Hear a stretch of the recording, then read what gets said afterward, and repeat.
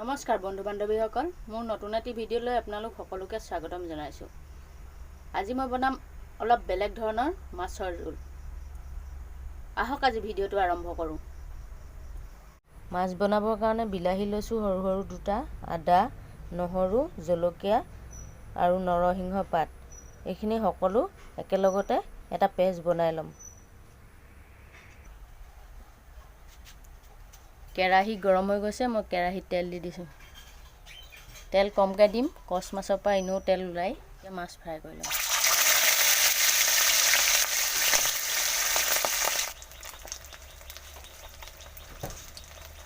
মাছ fry কৰা হৈ গৈছে, এতিয়া মই মাছখিনি কেৰাহীৰ পৰা উলিয়াই ল'ম। মাছ ফ্ৰাই কৰা হৈ গৈছে, মাছ ফ্ৰাই কৰা তেলখিনি থাকি গৈছে। মই এতিয়া ইয়াতে পিঁয়াজ দি দিম। একেবাৰে মছলা নিদিয়াকৈ বনাম। পিঁয়াজখিনি ৰঙচুৱা বান আহি গৈছে, মই এতিয়া হালধি দি দিম।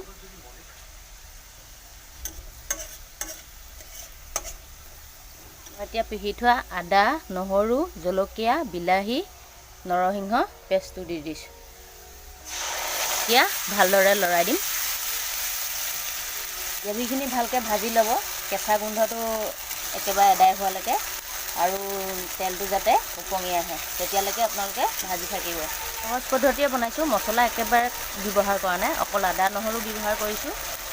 ফ্লেমটো যদি বঢ়াই লয় তেতিয়া গ্ৰেভিটো খাবলৈ বৰ টেষ্টি নহ'ব। গেছৰ ফ্লেমটো মধ্যমত ৰাখি ভাজি থাকিব 10 মিনিটমান। নিমখ দি দিম 1 চামুচ। আপোনালোকে নিমখটো নিজৰ সোৱাদ অনুপাতে দিব।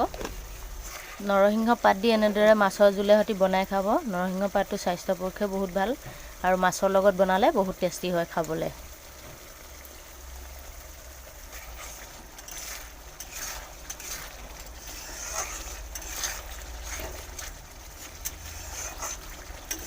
গ্ৰেভিখিনি হৈ গৈছে, দেখিছে তেলটো ওপৰলৈ উপঙি আহিছে আৰু কেঁচা গোন্ধটো নাইকিয়া হৈ গৈছে।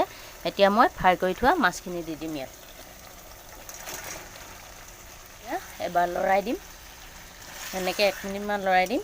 তাৰপৰা মই পানী দি দিম। পানীখিনি মই গৰম পানী কৰি লৈছোঁ, ঠাণ্ডা পানী দিলে সোৱাদটো নাইকিয়া হৈ যাব।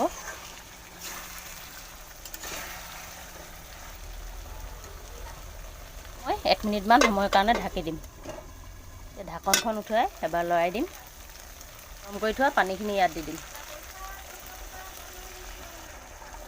পানীখিনি আপোনালোকে নিজৰ হিচাপত দিব, আপোনালোকক কিমান জোল দৰকাৰ হয় সেই অনুপাতে দিব। মই অকণমান সৰহকৈ দিছোঁ।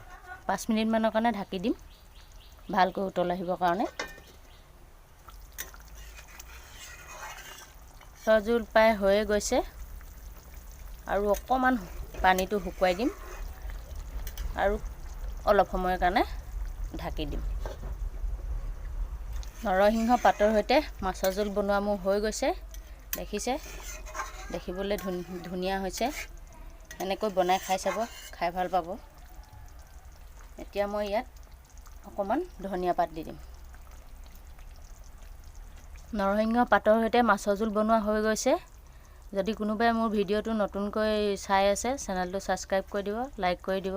আপোনালোকৰ এটা লাইকে আমাক ভিডিঅ' বনোৱাত বহুত সহায় কৰে, আগবাঢ়ি যাবলৈ সাহস দিয়ে। ধন্যবাদ।